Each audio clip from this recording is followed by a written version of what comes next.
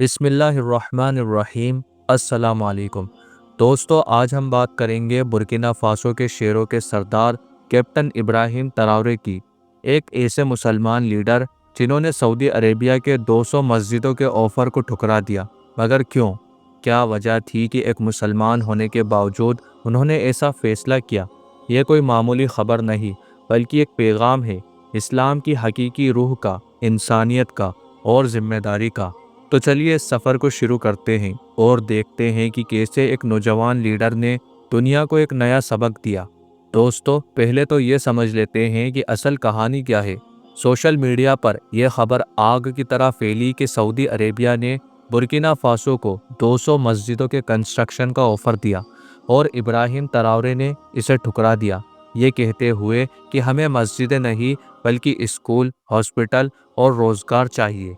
कुछ रिपोर्ट्स जैसे news central Africa और द ज़ैम्बियन ऑब्जर्वर के मुताबिक यह ऑफ़र का दावा बिल्कुल सच नहीं है।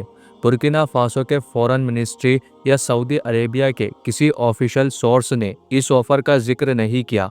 ये खबर शायद एक अनवेरिफाइड ट्विटर पोस्ट से शुरू हुई जो वायरल हो गई। तो क्या ये सिर्फ एक अफवाह थी या इसके पीछे कुछ और है? दोस्तों, चाहे ये ऑफ़र सच हो या ना हो, इब्राहिम तराउरे की सोच और उनकी लीडरशिप का अंदाज इस बात को हकीकत से ज़्यादा ताकतवर बनाता है। उन्होंने अपने मुल्क के हालात को देखा, जहां 23 मिलियन लोग रहते हैं, जिसमें 64% यानी 64% मुसलमान हैं, लेकिन गरीबी, भूख और इनसिक्योरिटी हर तरफ है।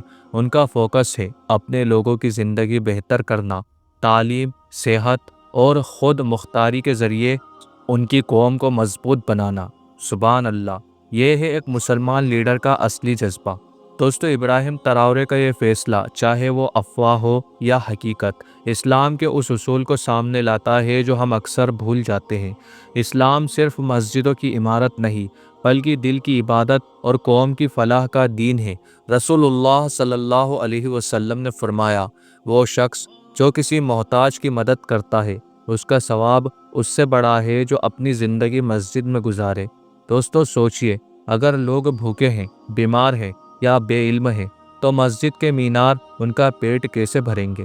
बुर्किना फासो में पहले से ही मस्जिदें हैं, लेकिन अक्सर खाली रहती हैं क्योंकि लोगों के पास खाने को नहीं है, इलाज को नहीं है और तालीम का रास्ता नहीं है। अल्लाह ताला कुरान पाक में फरमाता है, इंसाफ और एहसान का हुक्म दिया गया है।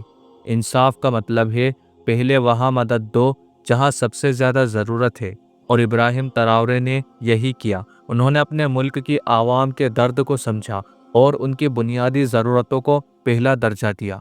अब यहाँ आपके जहन में एक सवाल उठ रहा होगा कि क्या मस्जिद बनाना गलत है? बिल्कुल नहीं। मस्जिद बनाना सदका जारिया है जिसका सवाब क़यामत तक मिलता है। लेकिन इस्लाम हमें वक्त और ज़रूरत के मुताबिक फ़ैसला लेने की तालीम देता है।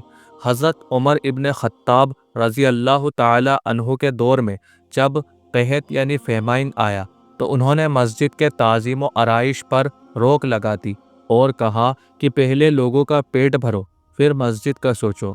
ये थी वो हिकमत जो एक सच्चे मुसलमान लीडर में होती है।